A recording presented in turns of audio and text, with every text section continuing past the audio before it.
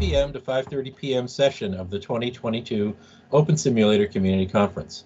In this session, we're pleased to introduce the presentation, A New Viewer Character Avatar. Our speakers are Ada Radius and Kayaker Magic.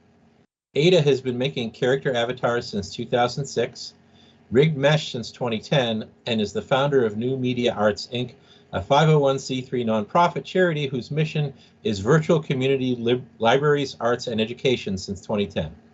Kayaker Magic brought more than 4 decades of real-life programming experience to writing scripted objects for OpenSim. Please check out the website to find a conference.opensimulator.org for speaker bios, details of sessions, and the full schedule of events. The session is being live streamed and recorded, so if you have questions or comments during the session, you may send tweets to @OpenSimCC with the hashtag #OSCC22. Welcome everyone, and let's begin the session. Hello everyone, here I am again, one session later.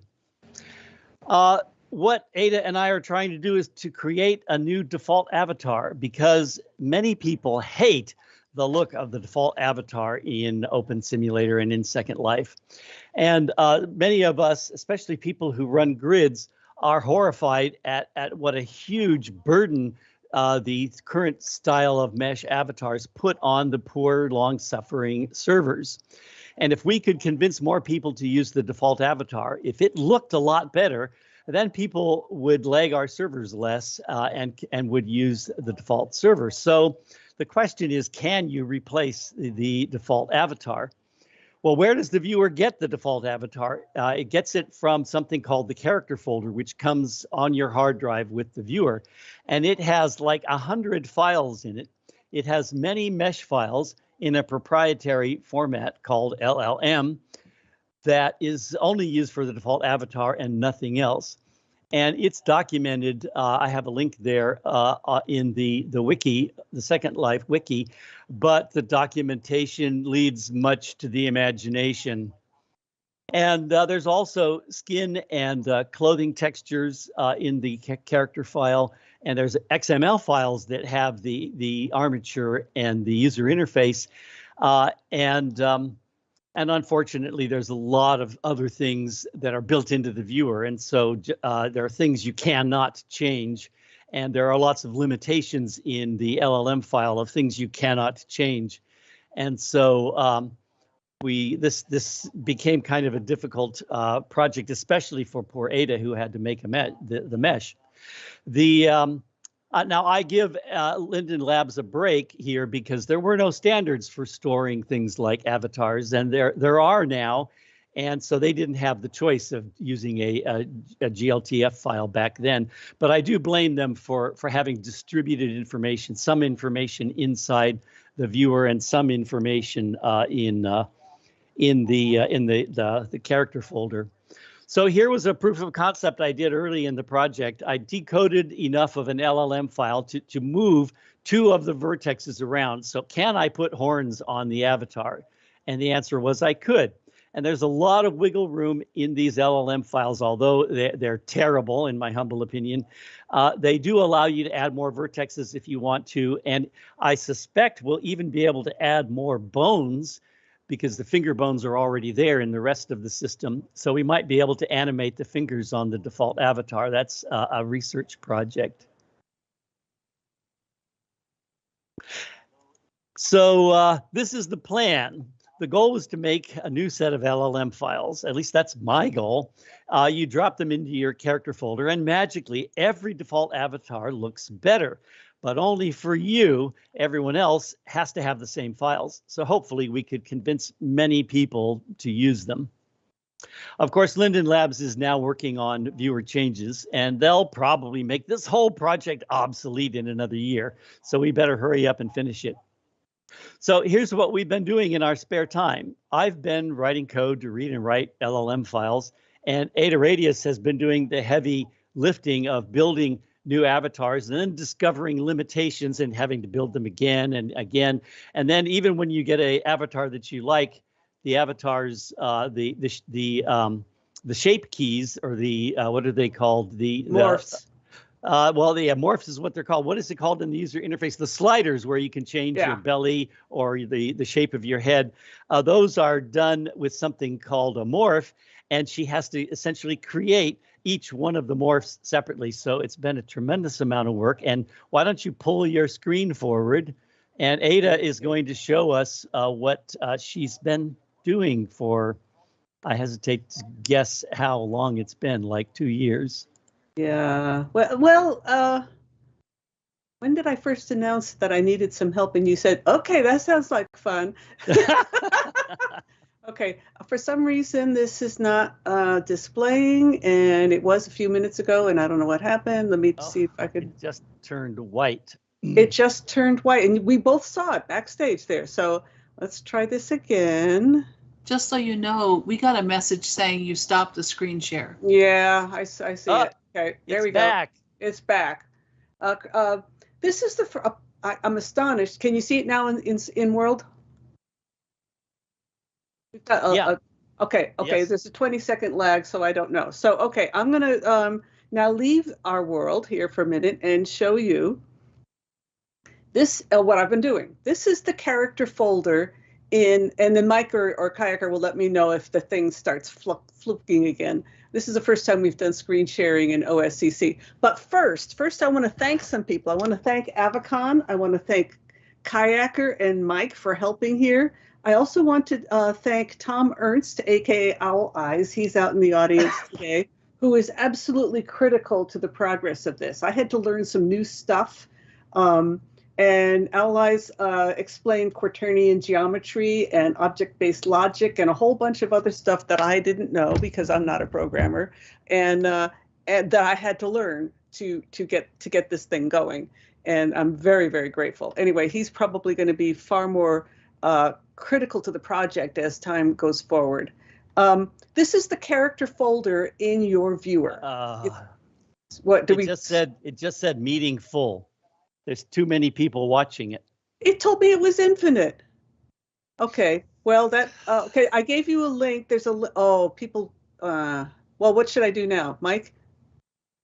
Oh Lordy. Are we screwed? Why don't we close our windows and then you could reload yours and then show it. Oh, you're saying. See, some of us are logged directly into it. It just came back. So. Who's videoing this? If they can get the copy of it, at least the YouTube video so later will be good. So everybody log out. Forget that link. Okay, you never saw it. Okay. All right. So anyway, if you can see, some of you can see. I hope some of you can see that this is the viewer folder in your viewer. It's called character. This is the character folder in your viewer, and this is where almost all, not quite all, but almost all of the character data is defined. First, there's a bunch of TGA files. The artists in the audience will recognize those with horror, but anyway, we use PNG more often for that. There's the LLM files that Kayaker's been working on, whole bunches of those with all the LODs. And then there are XML files. I've been working a lot with the XML files, and I'll show you one.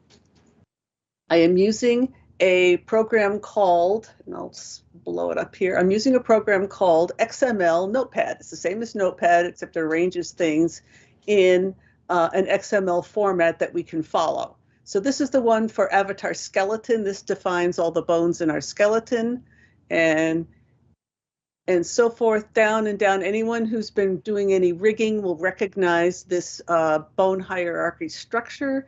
And eventually I'll get down to the neck. The neck, here's the neck. And here's a line here. And I changed one thing in this line here. And then this is what I get when I look at you guys now. All your lovely faces with pencil necks. I don't know if everyone can see that. The only people who, so good. So what I just did was I made everybody in the sim have a pencil neck, long 1 meter neck, except for the people who have uploaded any part of a mesh, rigged mesh upload and check the box that says to do the override. So there's some flexibility with this. Now, of course, nobody is going to want to use a folder, a character folder that has everybody as a pencil neck unless they're doing giraffes or something like that. So the actual application of this, there are two.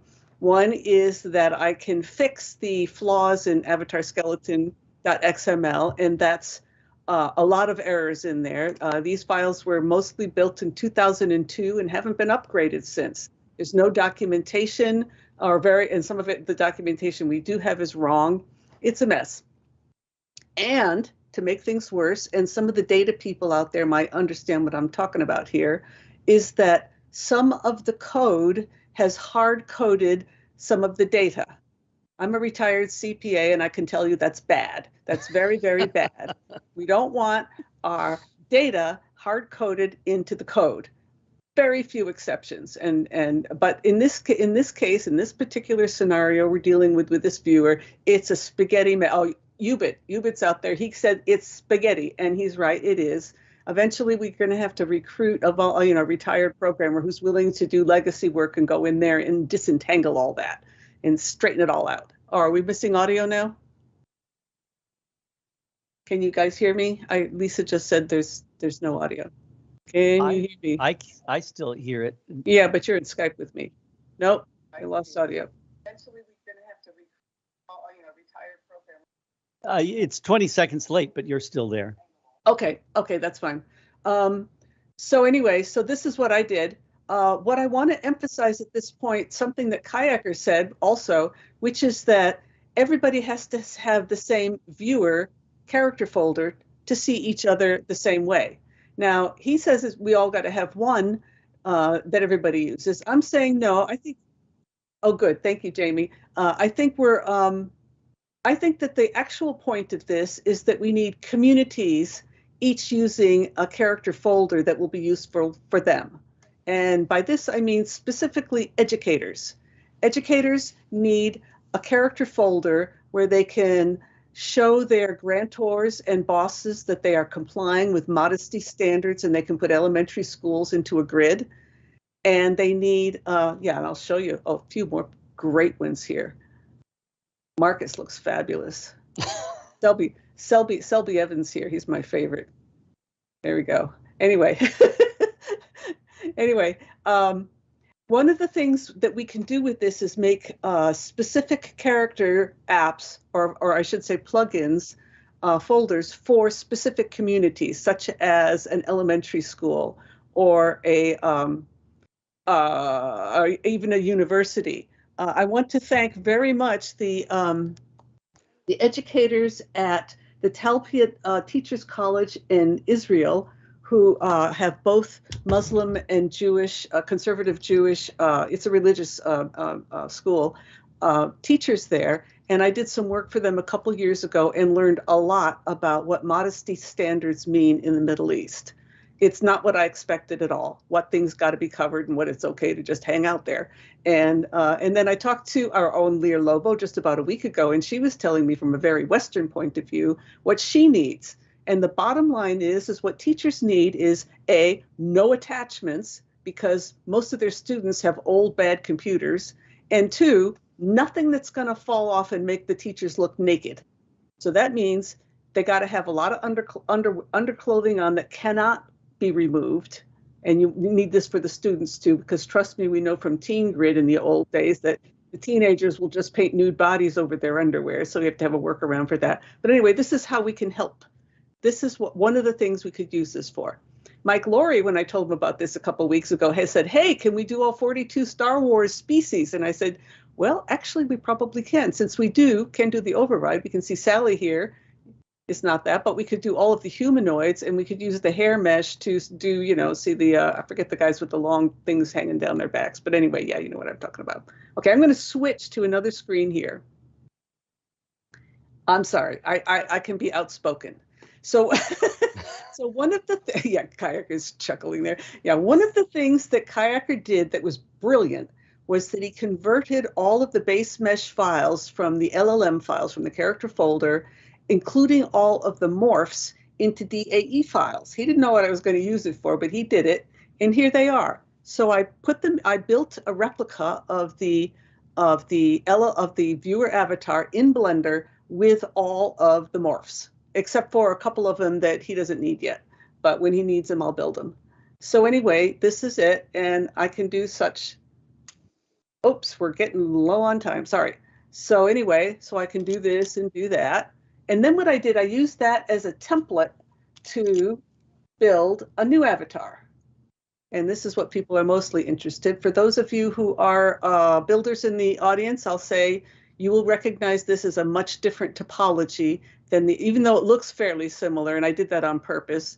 That looks very similar to the old avatar, except it's got a better topology. It is backwards compatible to the old UV maps, and it's backwards compatible to the armature.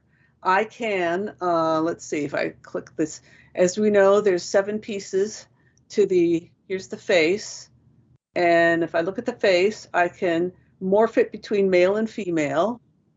I can take the upper body and morph it between male and female. Let's see if I can get that one. There we go. Male torso. Now, this was the one I was really cared about because, as you know, all the artists here know that if you try to do anything with the male torso, it overlaps. The meshes overlap. So I made one that's cleaner and doesn't do that. I'm going to take off the skirt so I can show you the lower body, switched between male and female. There we go. And then the fun part was making I may have to shut off the eyes and the eyelashes here because I don't have enough time to show you all the cool things. But some of the fun things we're doing, all the express emotes, you know. And so anyway, this new guy has modeled teeth, has toes. Now there's a problem with toes, and I'm going to tell you what it is. Let me go back to female lower body, and so I can show you. One is that teachers don't need toes. What teachers need are, where's my male? Male, come on.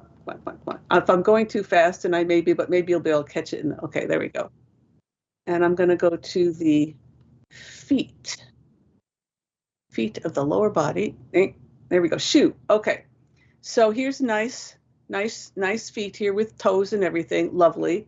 But the teachers don't really need toes. What they need is decent shoes without mesh attachments.